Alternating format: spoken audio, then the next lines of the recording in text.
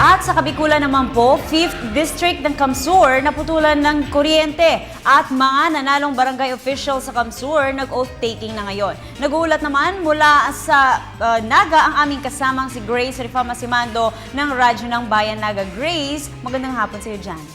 Yes, Princess, good afternoon. Kahapon pa nagsasakripisyo sa kawalan ng kuryente ang mga taga 5th District ng Kamsur na sakop ng serbisyo ng Casureco 3. Naputulan na naman kasi sila ng supply ng kuryente ng SM Energy Corporation o SMEC dahil sa hindi nabayarang current bill na 38 million pesos.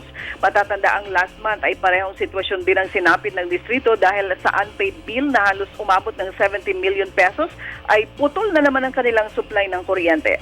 Samantala, nag-oath taking na ngayong umaga sa Kamsur Capitol ang mga nanalong barangay official pas na barangay elections.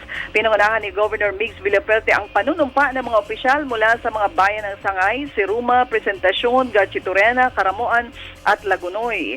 Kahapon naman ay masayang sinalubong at pinapurihan ng Camarines Sur ang Team Kamsur na dumating na mula sa matagumpay na medical mission sa Samar at Leyte. Halos 15 days na nagsagawa ng pagtulong ang mga doktor, mga nurses, firefighters ng Bureau of Fire at mga volunteers na siyang bumuo ng Team Kamsur.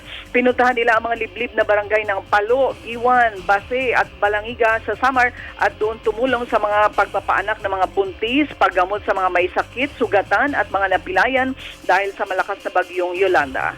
Yan ang mga latest mula dito sa Radyo ng Bayan Naga. Grace Rifama Simando para sa Telebisyon ng Bayan.